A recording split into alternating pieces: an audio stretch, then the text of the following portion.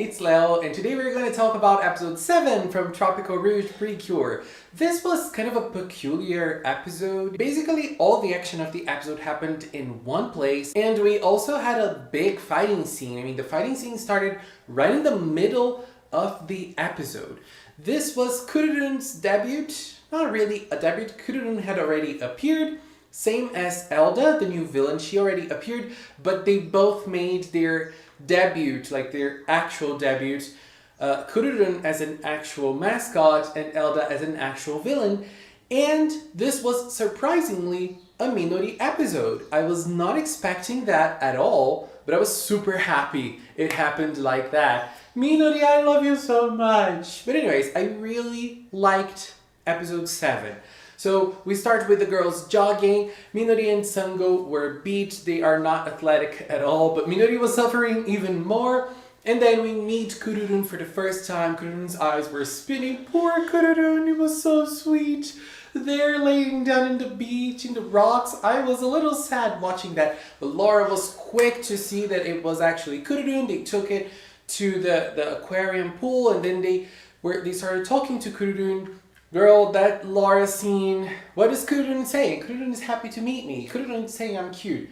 Laura, please, never change. You are the best. You are the queen. Like, I don't have to say anything. Laura is the queen and Laura takes the cake every time. She is flawless.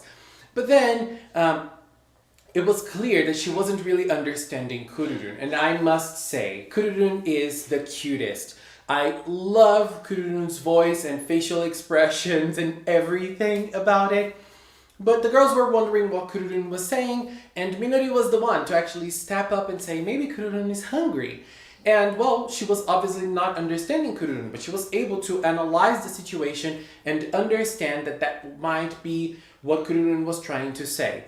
And it was. Kururun only eats seashell cookies. Girl, I don't think that's a healthy diet. Even though I would love to eat seashell cookies. Only seashell cookies for the rest of my life. Not for the rest of my life. Change is good, but those seashell cookies, they look delicious. And Kururun was eating it. And then they started talking about the possibility of why Kururun was there. And Kururun was delivering something to Laura, but where was that something? Well, it went missing, so let's try to find it. And the girls all started to, search for it. It wasn't an easy search, like the girls weren't able to find it, and then we had that amazing scene of the power-up. They were all wondering what the queen could have sent to them, and Laura says, girl, it is a Precure power-up item.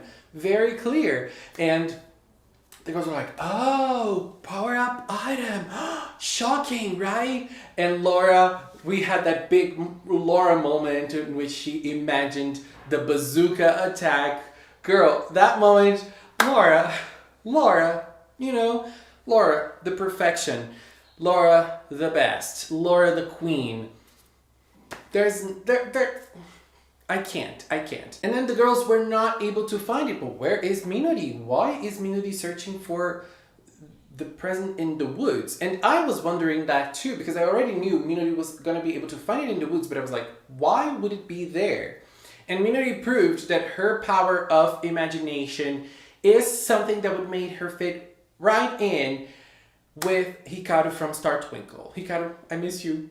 And, Minori has a strong power of imagination because she was able to imagine why the present would be in the woods, and she was able to find it there. And then she sat down with Laura and Kururun and they started talking. And I really, really loved that moment between Minori and Laura. It was amazing. And as I said, I was not expecting this to be a Minori episode, and it's not conventionally a character-driven episode, because usually when we have character-driven episodes, like the action is usually around that character, something about the character. But no, it's like they are putting like little things about the character in a regular episode, which is very nice. I really like the way they handled it. And that talk between Minori and Laura was awesome. You know, Minori saying that she likes reading a lot and that exercises her imagination. She can really put herself in other people's shoes because she has a wide range of views from the world, wide range of views on how people think about things, because the writers, they all write differently, the characters, they all act differently.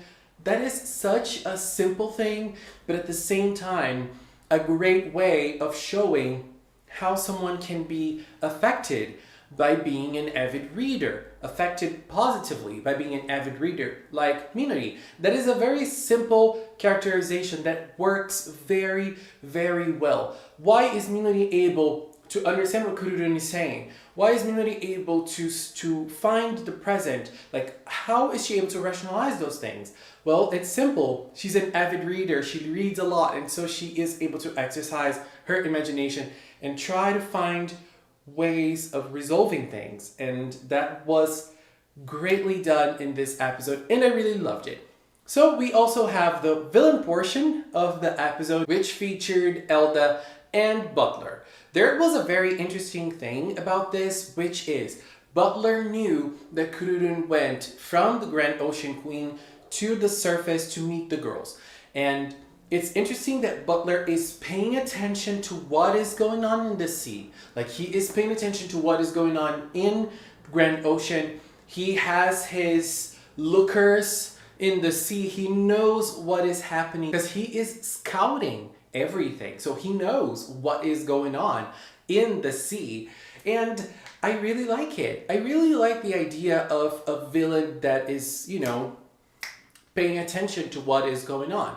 But then we had Elda, who is a kid, and she was just playing with her toys. She didn't want to go. I am a kid. I don't want responsibilities. Girl, please enjoy when you don't have responsibilities. Enjoy this moment. Enjoy it. Because after that, but then Butler was able to bribe her, and she went because she was going to receive a present if she came back with what Kururun was delivering to the girls. And so she went and she attacked right when Laura and Minori were talking, and she wanted that present for herself. So Elda, another incredible villain. Incredible villain. I don't know what to say. Right when the fight started, because she summoned Yaraneda and the girls arrived, and then so the fight started right at that moment. Interesting thing, it seems that in the group transformation, Kira Summers had something different this time around. Like when they were going to do the group pose, so maybe she's going to change it week after week. That's an interesting thing, like simple thing, but interesting. Also, the eye catch changed to Cure Papaya because it was a Cure Papaya episode, and in the eye catch, Kururun was playing with Minori's thing, the thing she uses to transform, which is in her heart Kururun. I forgot the name, like the pendant or the stone. He was playing. They were playing with her thing, and so the girls transformed, and the fight started. The fight started very early. Basically, I think that the fight was divided into two different actions. The Cures against Yaraneda and Laura against Elda. The Cures against Yaraneda, the biggest letdown. I really disliked this fight. It was the only bad part of the episode, but then at least Laura versus Elda compensated it because it was so funny. It was just dialogue, but girl, it was golden. But let's talk about the Yaraneda fight. There was time in this episode. Last episode, the fight was very short. There was no time to insert a fight in that episode that was full of things happening.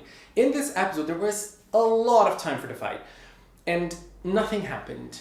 Nothing happened. And the girls were not being able to do anything against that specific Yaraneda because it was spinning around. And then when Papaya saw that rope, she says, I have an idea. The bad thing about this is they're taking something out of the Precure world to use in the fight, which I think is unnecessary. They could have created something with their own powers and a technique with their own powers. It would have been way better. And basically in this fight, no one did anything except for Kururun, who defended. That was it. And the girls were just, defending themselves and running around. And then they used the rope to stop the Araneda.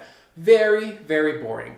But as I said, on the other hand, we had Laura against Elda, which was great. Oh my god, how I love those two. Elda and Laura talking, and Elda was like, give it to me. If you don't give it to me, I'm gonna throw a fit. And Laura was like, okay, throw a fit. And then she starts throwing a fit. Oh my god, what a great scene. And Laura was like, girl, I'm ashamed for you. I'm ashamed of what's going on right now. That scene was golden. I loved it. And then she opened up the present thinking it was a powered-up item. It was not. It was just sweets from Grand Ocean. I want them. I want to eat them. And then Elda started laughing and was like, ha ha ha ha ha, they're just sweets. They're not going to do anything. And Laura was like, oh, I think I'm screwed now. But the Yanada flew onto Elda and the girls arrived and the girls started defending, and Elda was, still laughing that it was actually sweets and it didn't really matter. It wasn't a power-up item, so give it to me. Let me get back to my superiors and give it to them so I can win a present. And Papaya jumped in and said, girl, no, it is something very important for Laura. Even though it's not the power-up item, it is still very important for Laura because it's a present that the queen sent her.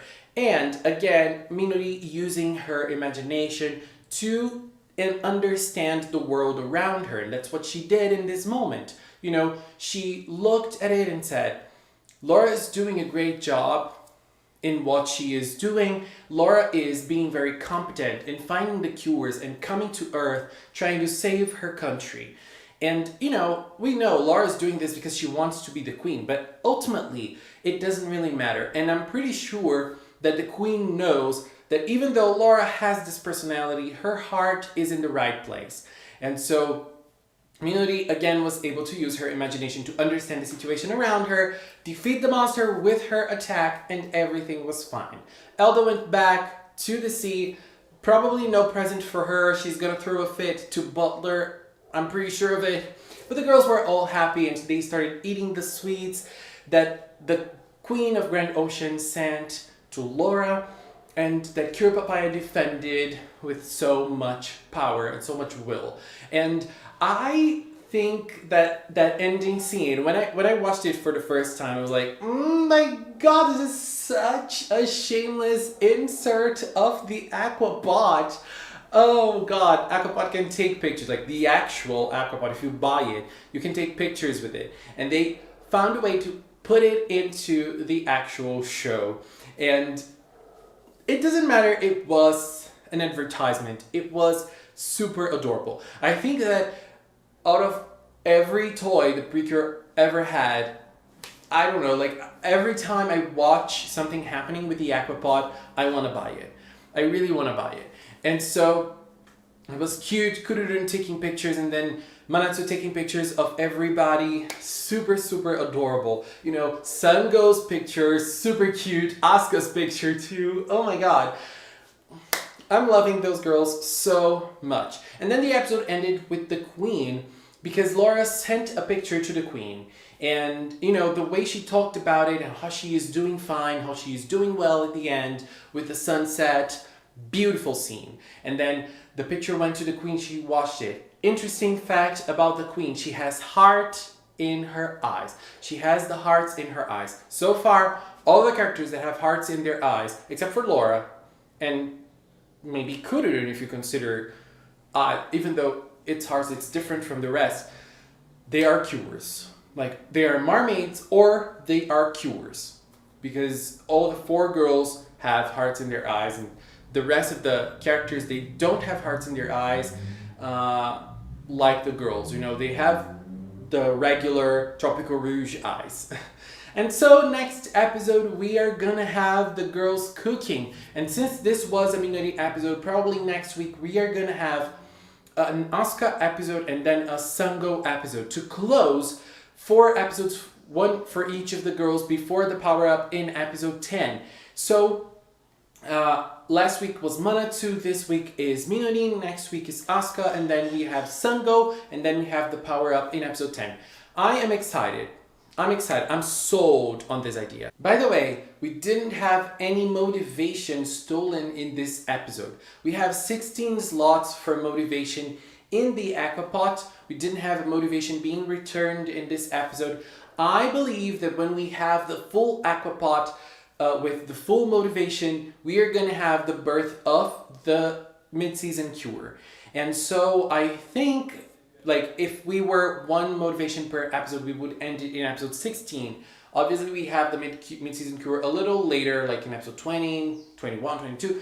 So, you know, they're taking their time.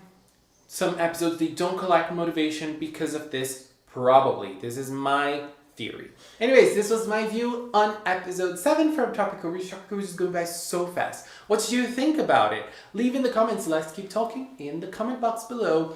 I just want to take this little time to thank the members of the Magical Cinnamon channel. If you are a member, thank you so much for supporting the channel. Thank you so much for believing in Magical Cinnamon. If you've watched up until now, thank you so much as well. Thank you so much for watching. And until next time, bye bye.